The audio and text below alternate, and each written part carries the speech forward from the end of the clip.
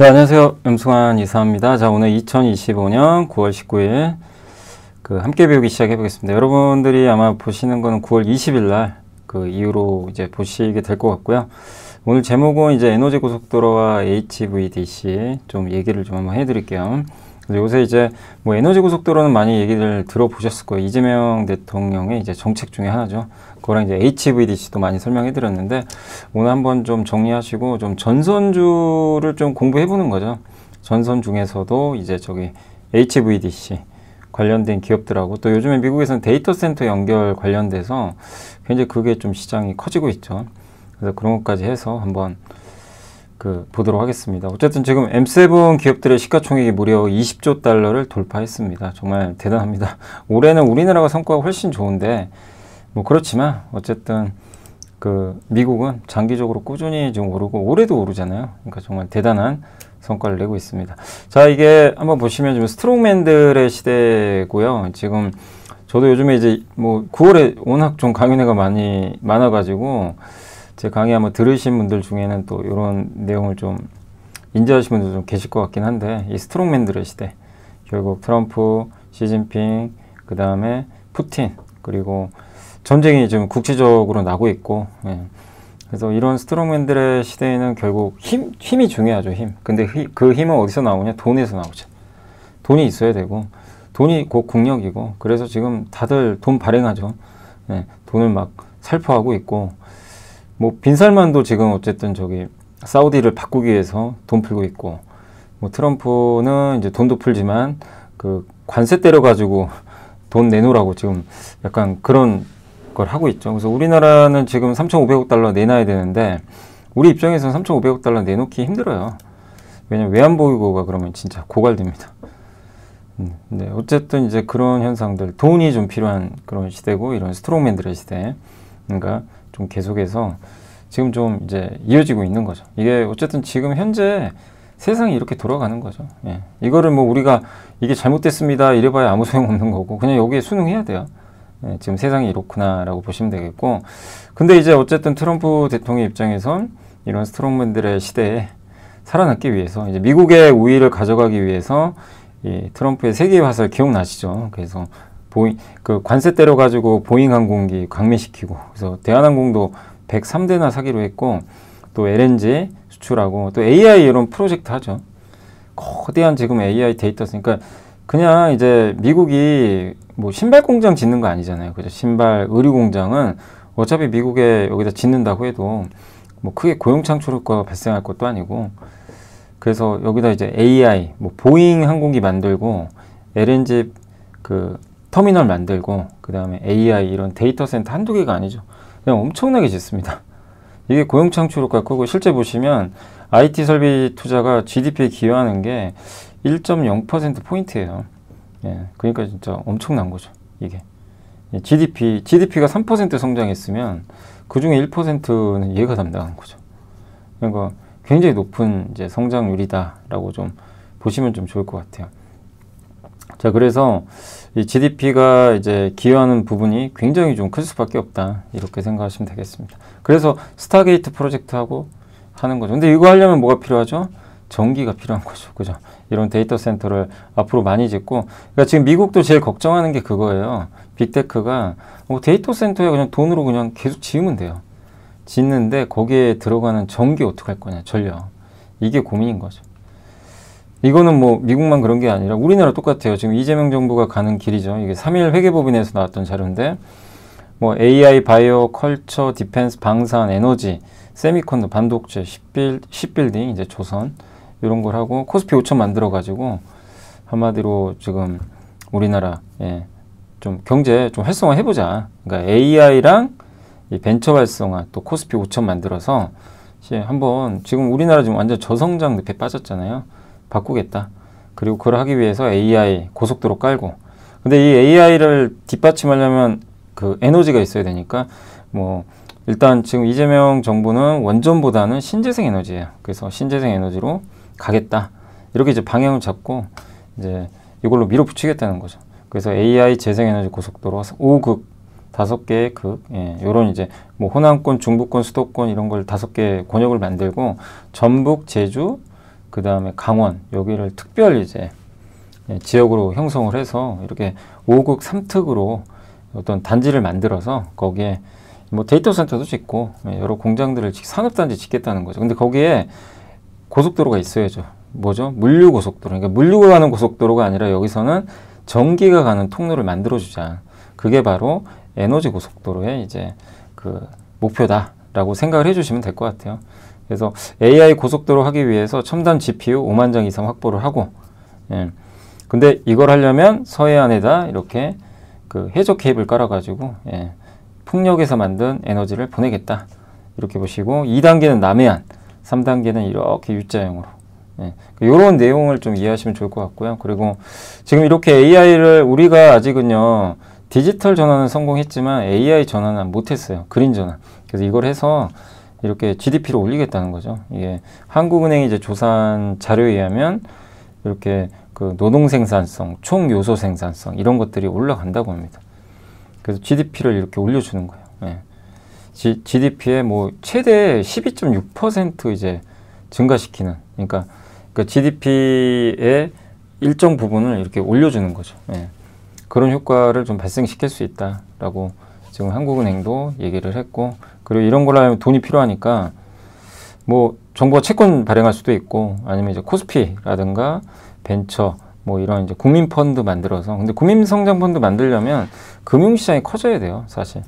그래서 주식 시장이 올라가는 게 꼭 주주 환원도 있지만 요런 좀 이제 성장을 위한 밑거름을 좀 만들자, 그런 측면에서 코스피 5천 얘기를 하고 있고, 그리고 한국은 지금 뭐 이거 맞는 얘기죠. 대한민국은 지금 생존과 도약의 기로에 서 있고, 그죠? 위기죠. 한국은 진짜 위기고, 투자와 초격제 압도적인 기술. 지금 중국이 너무나 무섭게 돈 뭐 투자해가지고 엄청나게 성장하고 있고, 우리의 미래를 생각하면 좀 답답한 상황이죠.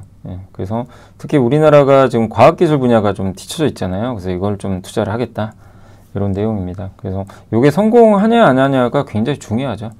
중요한데 어쨌든 요 방향으로 가고, 근데 제가 왜 이런 걸 보여드리냐면 결국 이런 걸 하기 위한 근본적인 인프라는 전기예요. 전기가 있어야 됩니다.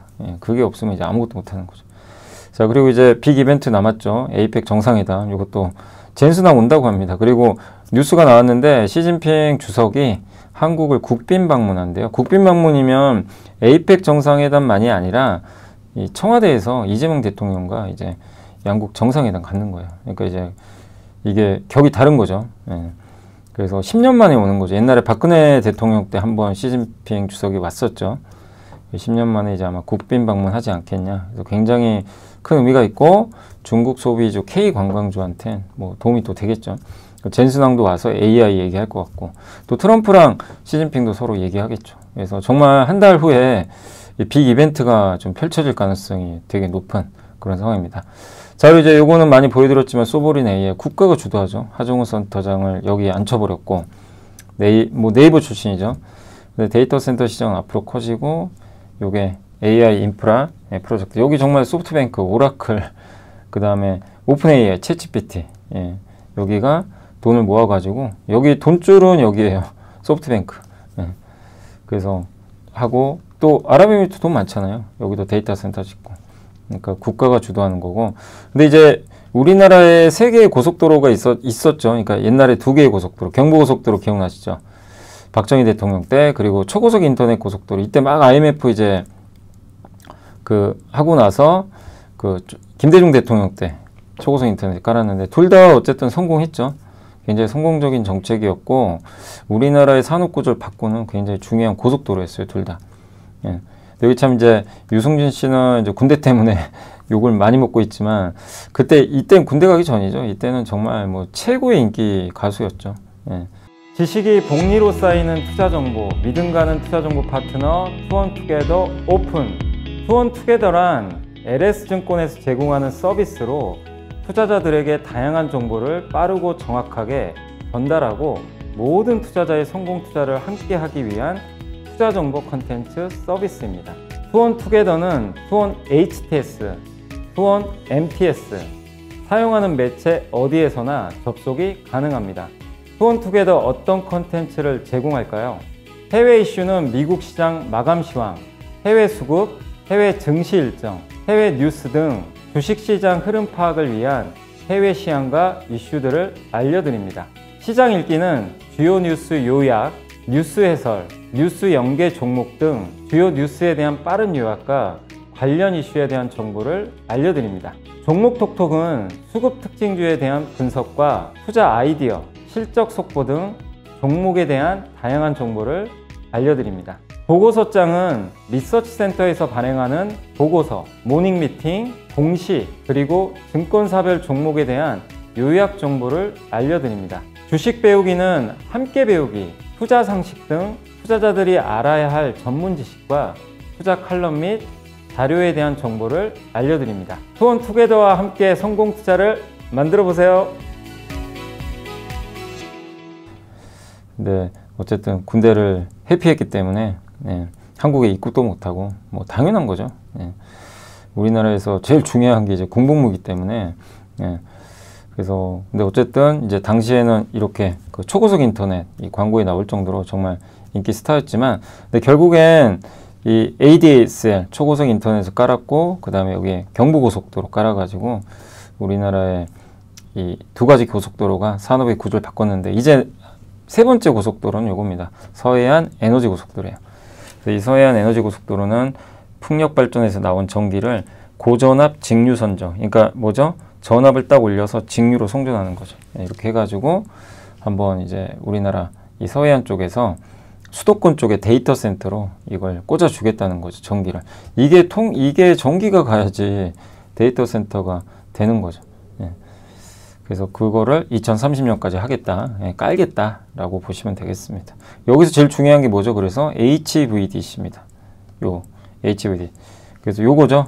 전압을 일단 발전소에 나오는 교류를요 직류로 바꿔서 전압을 팍 올려줍니다. 그래서 보내요. 그래서 이렇게 보낸 다음에 인버터에서 다시 교류로 바꿔서 우리가 쓰는 거죠. 근데 이때 이제 이렇게 전압을 올려서 직류로 보내는 건 전력 손실이 엄청 적어요. 교류보다.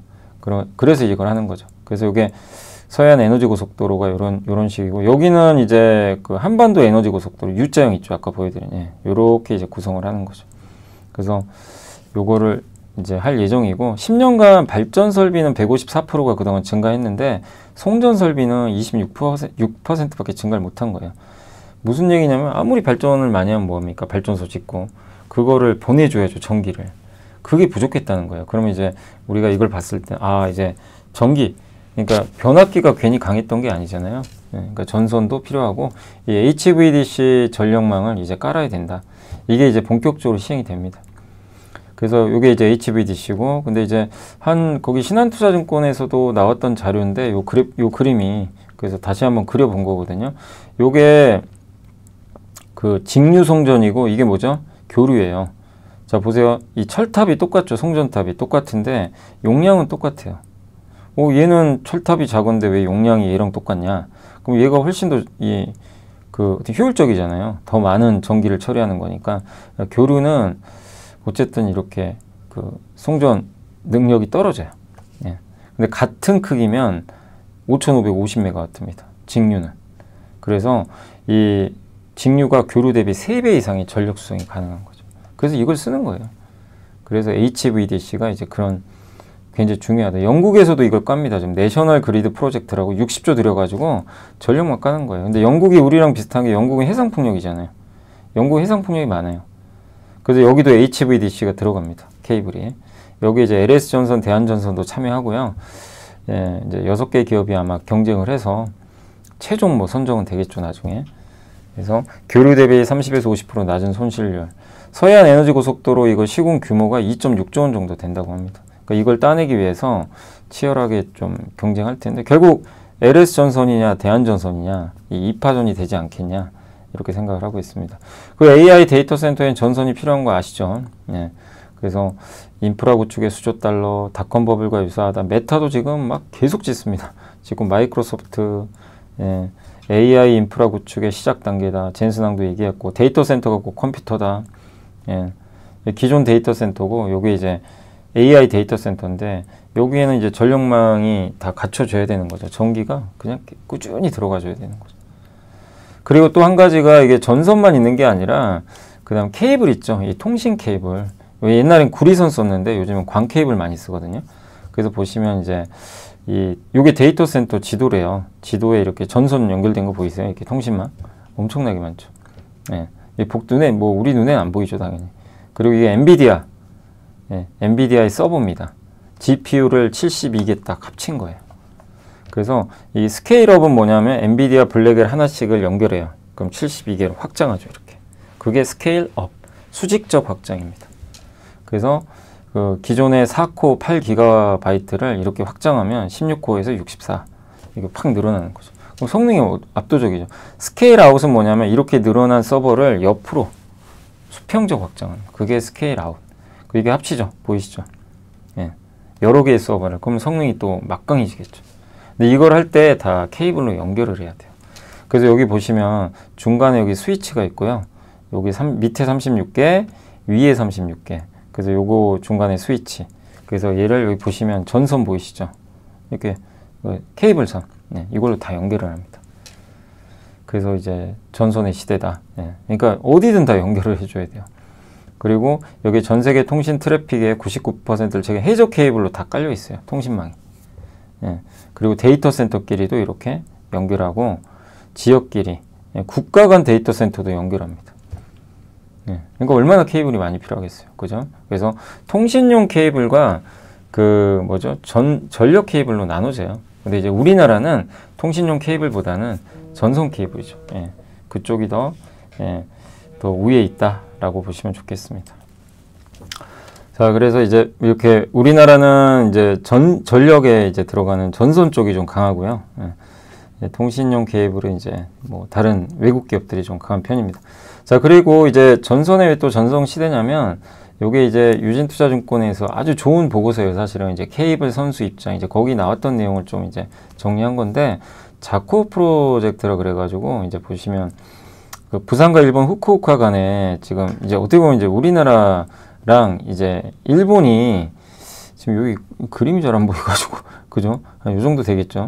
예, 여기가 태평양이니까 여기서 그러니까 이제 그 연결을 하는 거예요. 일본과 이제 해저 케이블로 부산과 후쿠오카, 그죠? 그걸 연결할 때 그 해저 케이블 프로젝트인데 지금 27년 3분기에 완공되거든요. 그래서 여기에 이제 마이크로소프트도 들어가 있고 아마존도 있어요. 컨소시엄 맺고 우리나라는 드림라인이라는 이제 회사가 이렇게 참여하고 있는데, 여기를 이제 LS전선이 이 국가 간 해저 통신망 사업을 턴키 방식으로, 그러니까 직접 총괄. 그게 무슨 얘기냐면 밑에 바다에다가 땅 파가지고 해저 케이블 까는 거죠. 근데 원래 전선사는 그걸 안 해요. 그걸 안 하고 그냥 전선만 공급해요. 공급하면 이제 이런 컨소시엄이 알아서 해야죠. 까는 건. 근데 요 사업의 특징은 이제 LS전선이 다 해버리는 거예요. 이 까는 거. 포솔이라고 그러죠. 전선을 밑에 까는 거. 그러면 영업이익률이 20%가 아니라 25에 30으로 뛰어요. 근데 LS전선이 이걸 잘할 수 있는 이유가 LS 마린 솔루션 자회사가 이 포설선을 갖고 있어요. 그래서 이번에 또 유상자 해가지고 신규 포설선 CLV 요 오른쪽에 있는 요걸 도입을 합니다. 그래서 이게 용량이 옛날 요 3개로 요거 갖고 있는데 요게 4,500톤인데 이번에 도입하는 건 3배짜리예요. 13,000톤. 그래서 저것 때문에 이제 유상자를 한 거죠. 그 세계 최고 수준이고, 이걸 확보를 하면 프리즈미안, 넥상스 같은 세계적인 전선 회차랑 이 포설하는 데 경쟁력을 갖게 된다고 합니다. 그러니까 그냥 이 케이블 업체가 해저 케이블 포선선 CLV 보유하고 이제 직접 시공까지 한다는 거예요. 이 사업이 이제 시작이 되는 거고, 단순히 전선만 납품하는 거랑 다르다는 거죠. 그러니까 이게 하나의 좀 새로운 변화다. 그래서 LS가 이런 이제 자회사들도 갖고 있기 때문에 강점이 있고, 그래서 전선에 좀 전성 시대가 오고 있다, 이렇게 좀 보고 있습니다. 우리가 항상 변압기 얘기 많이 했지만 전선도 좀 계속 우리가 주목해야 될 것 같고, 그래서 전선과 케이블 밸류체인이고, 이제 국내에는 뭐 2개죠. 가장 HVDC에 관련돼선 LS랑 이제 대한전선, LS 전선 비상장이고, 그래서 LS가 지분 100% 보유한 비상장 기업이고, 근데 이제 많은 분들이 걱정하는 게 이거 LS 전선 상장하면 어떡하냐. 근데 지금 중복 상장은 이제 힘들어요. 이제 왜냐하면 상법 개정이 됐기 때문에 주주 가치를 훼손하잖아요. 만약에 할 거면 기존의 LS 주주분들한테 파격적인 보상을 해줘야 돼요. 그러지 않고는 상장하기 쉽지 않을 겁니다. 그래서 어쨌든 예, LS가 지분 100% 거의 100%까지는 아니고 제가 죄송합니다. 예, 100은 아니고 90점 몇 %죠. 예. 요거 조금 수정할게요. 예. 그래서 아무튼 LS가 이제 90% 이상 보유한 비상장 이제 기업으로 알고 있고 HVD 세적 케이블 세계 최고 수준 경쟁력. 그다음 광 케이블, 광섬유, 통신용 구리선도 제조하고 있고 대한전선도 이제 뭐 그 어떻게 보면 HVDC 경쟁력에서는 예, 둘째 가름 또 서른 업체 중에 하나죠. 또 세계에서 최고 전압이 높은 500kV 초과 케이블도 제조를 하고 있고 호반그룹이 인수했죠. 예. 그래서 충남 당진에 해적 케이블 전용 공장 건설을 했고 또 해적 케이블 포설선도 확보를 했습니다. LS처럼 하겠다는 거죠. 이렇게 포설까지 수주 잔고도 많고. 예. 그리고 케이블 쪽에서는 이제 미국의 크리도랑 코닝을 좀 주목하시면 돼요. 시총이 엄청 크죠. 근데 케이블 크리도 같은 경우는 AEC 케이블이라 그래가지고 이제 데이터 센터에 서버끼리 연결하는 그런 이제 케이블로 알려져 있는데 이 AEC라는 케이블이 등장하기 전에는 구리나 광 케이블 썼어요. 근데 AEC는 이 신호 품질도 되게 좋고 가격도 좀 싸요. 요 A 광 케이블보다. 광 케이블이 제일 좋긴 한데 비싸죠. 더 저렴하고 전력 소모도 낮아요. 그 구리는 이게 공간이 너무 많이 차지해요. 막 이렇게 구리선. 근데 AEC는 이거를 좀 압축할 수가 있어요. 그래서 공간 활용도 되게 좋습니다. 전력 소모도 적고. 그래서 미국 세 곳에 아마존, 마이크로소프트, XAI의 제품 공급 중입니다. 또 오라클과 유타 쪽에도 아마 공급을 할 걸로 알려져 있고, 그래서 데이터 센터랑 같이 가는 기업이고, 코닝도 마찬가지입니다. 원래 이게 유리기판 만드는 회사죠. 예, 고릴라 글라스라고 그거 만드는 회사인데 데이터 센터 내부 연결하는 광 케이블하고 데이터 센터 외부 연결하는 광 케이블, 이게 수요가 증가하는데 여기는 한마디로 요 광 케이블 있죠. 요 광 케이블을 만드는 회사고 이걸로 이제 데이터 센터 내부랑 외부를 다 연결한다 라고 보시면 좋을 것 같습니다. 그리고 코닝의 로켓 리본이라고 있는데 여기 기존 케이블 대비 직경과 무게를 감소했고 이 동일 공간 2배 이상의 광섬유 효율을 좀 가지고 있다고 합니다. 그러니까 광 케이블계의 그냥 엔비디아 같은 그런 좀 존재입니다. 그래서 케이블에서는 가장 좀 요즘에 떠오르는 게 미국의 코닝, 그 다음에 크리도 이런 회사들이 있고 이제 국내에선 전선 쪽에선 LS랑 대한전선. 근데 오늘 이제 조금 더 설명해 드릴 건 LS고 LS는 뭐 아시다시피 이렇게 돼 있죠. LS M&M, LS 전선 맞아 92.3%, LS 일렉트릭 상장기업, LS 엠트론 트랙터, LS I&D 요게 이제 미국 전선회사 갖고 있는 회사예요. 그래서 미국에도 이제 진출해 있는 기업이죠. 근데 이제 여기서 전선 좋은 거 우리 다 알잖아요. 근데 요새 LS가 조금 이제 약간 아쉬웠던 것 중에 하나가 이 잘 나가던 LS M&M이 조금 이렇게 좀 부진했어요. LS M&M은 광물 기업이죠. 예. 그래서 구리값이 오르면 괜찮아요. 근데 구리 가격이 오르면 전선값도 오릅니다. 그래서 구리값에 좀 민감한 회사예요. LS가 풍산처럼. 근데 구리값이 여기거든요. 사상 최고가 갈 수도 있어요. 네, 수요가 많으니까. 그리고 구리광산 업체들의 생산 가이던스 대비 실제 생산량 비율인데 보시면 이게 가이던스가 0이에요. 그러니까 목표는 이 정도인데 이 밑으로 가면 미달한 거예요. 근데 지금 구리광산업체들이 생산 못하는 거 보이시죠? 이러니 구리값이 오를 수밖에 없는 환경이죠. 생산을 많이 못해요 지금 생각보다. 그래서 지금 2분기로 갈수록 이 가이던스를 못 맞추는 거죠. 그러니까 구리는 지금 점점 생산이 좀 쉽지 않고 공급은 부족하고 수요는 꾸준하죠. 뭐 데이터 센터나 이런 데 들어가기 때문에. 근데 이제 요즘에 이슈 중에 하나가 LS 뭐 저거 적대적 M&A 당하는 거 아니냐. 왜냐면 호반그룹 아시죠? 호반그룹이 막 지분 3% 정도 장내에서 매입해 버렸잖아요. 지분 5% 넘으면 이제 신고해야 되거든요. 근데 어쨌든 저게 알려져서 기사화도 됐는데 일단 저건 좀 이따 말씀드리고 주요 증권사에서 최근 나왔던 이제 자료는 미국 버지니아주의 체서피크에 지금 LS 전선이 1조 원 투자합니다. 그래서 거기에 해적 케이블 공장을 착공을 하고요. 그래서 27년에 만들어지고 대만은 해상 풍력 많이 하잖아요. 거기에 이제 1,600억 규모의 해적 케이블. SK 오션플랜트가 대만 해상 풍력에 하부 구점을 공급하는 것처럼 이제 LS 전선은 거기 해적 케이블을 깔아주는 거죠. 자회사 LS 에코에너지는 베트남에 1,600억 규모의 해적 케이블 공급 계약을 그 해적 케이블 공장 건설을 좀 검토 중에 있고요. 국내에는 서해안 에너지 고속도로. 요게 그 풍력 발전단지 10개 정도 되는 해적 케이블 수요예요. 여기 들어가는 게. 꽤 크죠. 그리고 그 3차 상법 개정안 통과 가능성이 높은데 자사주도 많이 갖고 있어요. 그래서 수주 잔고도 충분히 맞고, 요게 LS M&M입니다. 아까 이제 LS M&M 잠깐 설명드린 대로 이런 거 만들어요. 전기동, 구리죠, 구리. 금도 생산하고, 은도 생산, 백금, 팔라딘. 그러니까 요새 광물 시대잖아요. 광물 시대에 그 중국이 이런 걸 꽉 장악하고 있는데, 이 LS M&M 같은 기업들의 가치는 앞으로 올라갈 확률이 높죠. 왜냐면, 네, 이런 광물들은 비중국 회사잖아요. 네, 그래서 상당히 중요한 위치를 저는 차지하지 않겠냐. 이렇게 보고 있고, 그 다음에 이제 마지막이 요거죠. 요게 좀 풍자한 이제 그림인데, 뭐냐면 이 케이크 전체를 노리는 거냐. 이 사람이 물어봐요. 예, 이 LS 전체를 노리는 거야? 그랬더니 후반에서, 아니야, 그냥 단지 한 3% 정도 맛만 본 거야. 예, 조금 맛만 본. 근데 이거를 여러분은 어떻게 생각하세요? 예, 진짜 맛만 본 걸까요? 굳이 왜 3%? 굳이? 예. 왜냐하면 호반그룹은 대한전선 갖고 있고, 서로 특허소송 걸린 거 아시죠? 소송.